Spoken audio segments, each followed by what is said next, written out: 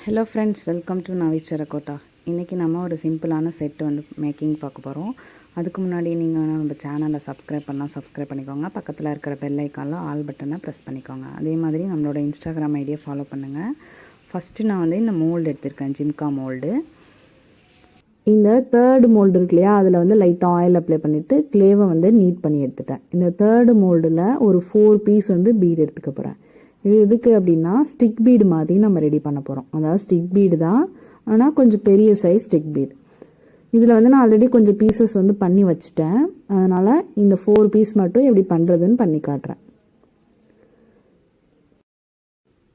இந்த மாதிரி 4 பீஸ் எடுத்ததுக்கப்புறமா இதை வந்து நல்லா பால் மாதிரி ரொட்டேட் பண்ணிக்கிறேன். கொஞ்சம் ரவுண்ட் ஷேப்பாக நல்லா ரொட்டேட் பண்ணிக்கோங்க.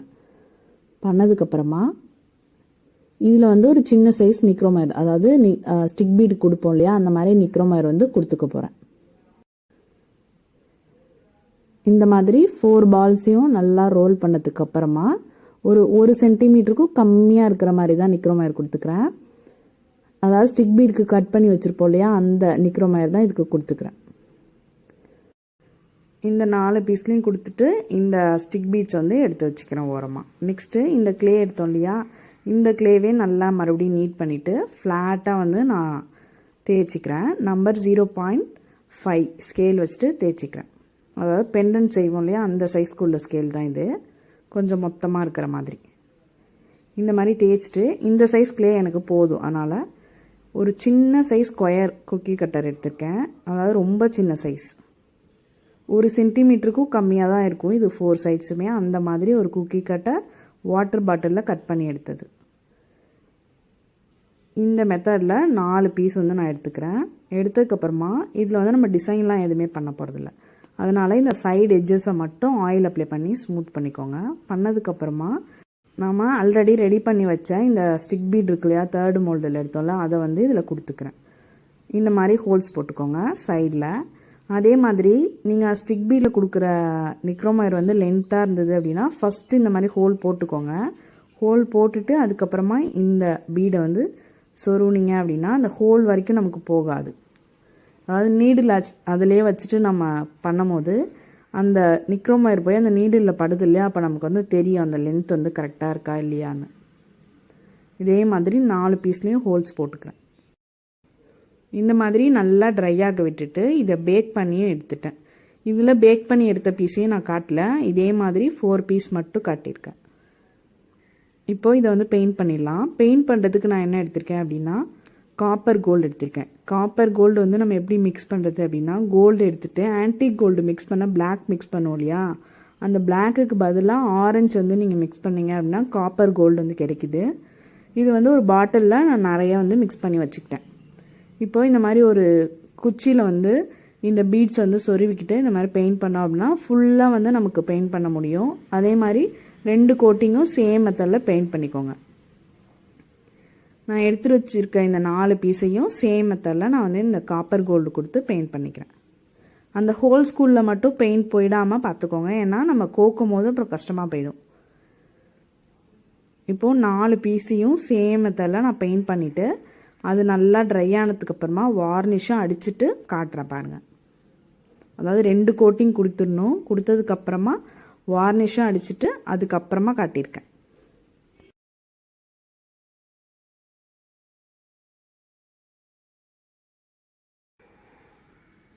இப்போது நல்லா ட்ரை ஆக விட்டு வார்னிஷ் அடிச்சுட்டு எடுத்த பீசஸ் தான் இது. வார்னிஷ் வந்து நான் டெக்கர் வார்னிஷ் கிளாஸ் தான் யூஸ் பண்ணுறேன். இந்த மாதிரி ஸ்டோன்ஸ் வந்து எடுத்துக்கிறேன். இது என்ன ஸ்டோன்ஸ் அப்படின்னா 6 mm flat back kundan stones. இதில் வந்து சைஸ் வெரைட்டி ஒன்று கிடைக்கும். இது வந்து 6 mm, 4 mm இருக்குது. அது வந்து இதோட கொஞ்சம் சின்ன சைஸாக இருக்கும்.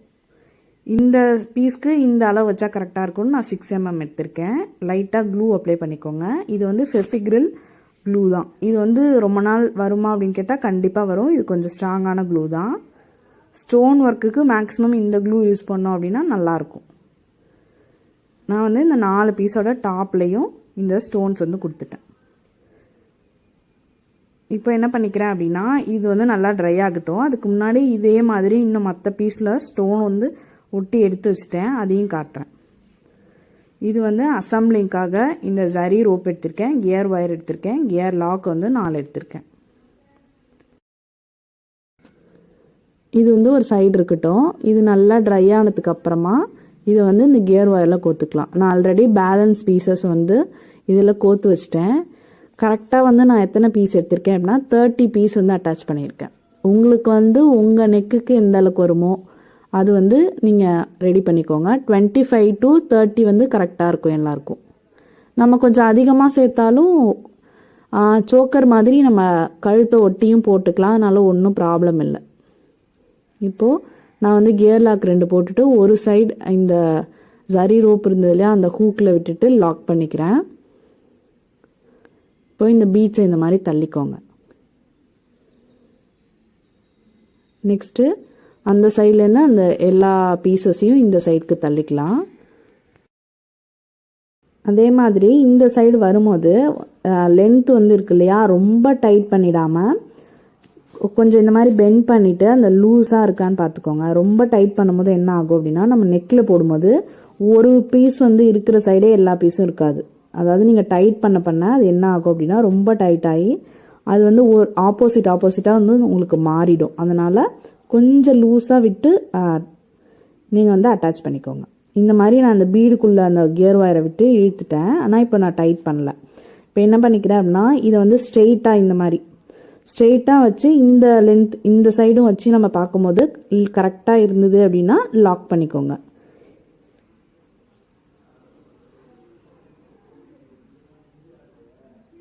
இப்போ இந்த மாதிரி கியர் லாக்கை ப்ரெஸ் பண்ணிக்கிறேன். இந்த எக்ஸஸை வந்து கட் பண்ணிக்கலாம். கட் பண்ணிவிட்டு லைட்டாக குட்டியாக இருக்கிற அந்த எக்ஸஸை இன்னொரு பீடுக்குள்ளே விட்டுக்கலாம். இப்போ இது ஃபுல்லாக முடிஞ்சிருச்சு. சிம்பிளான ஒரு செட்டு தான், ஆனால் ஒரு கிராண்ட் லுக்கிங்.